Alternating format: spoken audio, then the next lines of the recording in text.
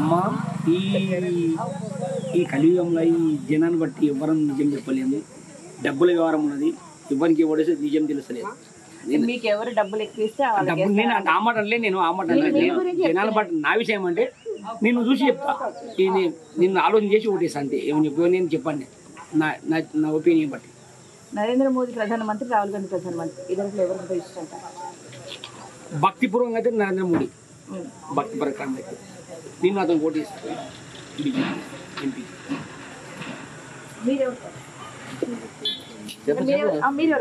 మేము బేసిక్గా కాంగ్రెస్కి, మేము పుట్టుకతో కాంగ్రెస్ ఉంటాం, పుట్టుకతో కాంగ్రెస్ చేస్తాం ఇప్పుడు లాస్ట్ వరకు కూడా.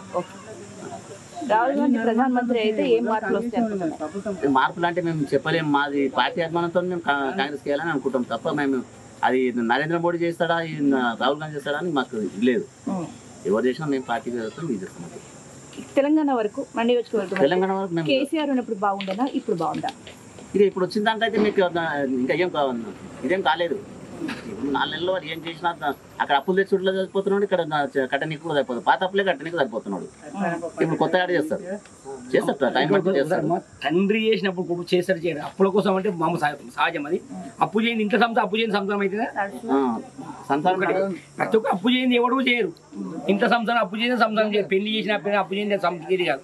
ఆయన ఎవరు పరిపాలిస్తే అప్పు చేయ దాని నుంచి కూడా చంద్రశేఖర్ ప్రధానమంత్రి ఉన్నప్పుడు అప్పు చేసిండు, దాన్ని పీవనాశి విడిపించిండు జనరల్ మోషన్ కూడా అప్పు చేసి అదే అంటారు కదా తప్ప మనం సంసారం చేసినప్పుడు మన ఇంత సంవత్సరం అప్పు చేయమా? అవునప్పా, ఇప్పుడు నేను పెళ్లి చేసుకున్న ఒకటి ఏదో నాడు మాట్లాడతారు అయిపోయి ఈ కాంగ్రెస్ మాత్రం. అంటే ఇప్పుడు ఈ 4 నెలల్లోనే అభివృద్ధిని ఆపి అప్పులు కట్టేంత ఎమర్జెన్సీ వచ్చిందా అనేది కాంగ్రెస్ పుట్టించే మాట్లాడుతున్నారు వాళ్ళు.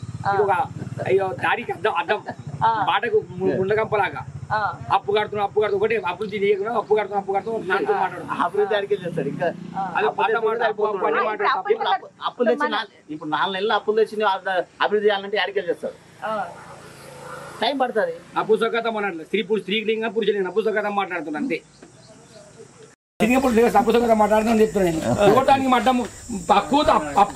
అభివృద్ధి మాట్లాడుతుంది. మీ గవర్నమెంట్ ఇప్పుడు మీ టీఆర్ఎస్ గవర్నమెంట్ రుణమాఫీ చేశానా? పెళ్లి చేయలేవా? అవునా మనం అప్పు భూమి అమ్ముకుని పెళ్లి సంసారం చేస్తానేమో. పాత మాట్లాడు, కొత్త మాట అప్పు చేసే సంసారం చేయండి. నీ కొడుకు పెళ్లి చేయి, మనము అప్పు మాట్లాడతాను. సంసారం మీ అభిప్రాయం ఎవరు కోటేస్తుంటున్నారు? మేము కాంగ్రెస్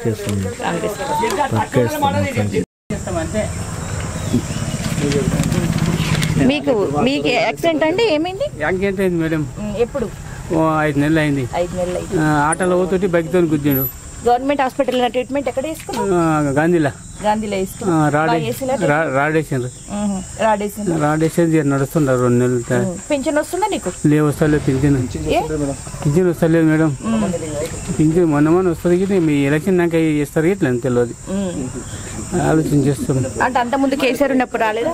రాలేదు. నేను అప్పుడు ఇచ్చిన సెక్రటరీకి ఇస్తే కాజాలు ఎక్కడ వేసినాడు, అప్పుడు రాలేడు. ఇస్తామని లేదు. మాకన్నా చిన్నలకు వస్తున్నది, మాకు వస్తలేవు. పంట భూములు ఉన్నాయా? ఉండవు. రైతులకు కేసీఆర్ అప్పుడు బాగుండేనా, ఇప్పుడు బాగుందా? ఇప్పుడు ప్రభుత్వం అది వస్తే ఇప్పుడు అదే ఉంటుంది, రూలింగ్ పార్టీ ఉంటుంది కదమ్మా, దానికే కాంగ్రెస్. ముందుగా కాంగ్రెస్, ఇప్పుడు కాంగ్రెస్. మేము మొదలు ఎట్లుంటాము అది నడుమత వచ్చి నడుమత పోతుంది. మీరు మాట్లాడిందా? మాట్లాడాము. మీరు ఎవరు కోటేస్తారు? ఎవరు కోటేద్దాం? BJP madam. బీజేపీ ఎందుకు? ఎందుకంటే నరేంద్ర మోదీ ప్రధానమంత్రిగా ఉండడం వల్ల మీకేమైనా ఉపయోగం జరిగింది? 2000 ఇస్తాడు, అంతకుమించి ఇప్పుడైతే మోడీకి ఇద్దామని అనుకుంటున్నాం. మోదీకే ఇస్తారు. ఓకే, ఇప్పుడు మీ ఈ 3 అభ్యర్థులలో కొండ విశ్వేశ్వరరెడ్డి గురించి మీకు తెలుసా? కాసాని జ్ఞానేశ్వర్ తెలుసా? రంజిత్ రెడ్డి తెలుసా? రంజిత్ రెడ్డి గతంలో కూడా గెలిచాడు కదా, తెలీదా? మీ స్థానిక ఎమ్మెల్యే పనితీరు ఎట్లుండే ఇది వరకు గతంలో బీఆర్ఎస్? మా ఎమ్మెల్యే మంచిగా ఉండే, ఆయన మంచిగా ఉన్నాడు.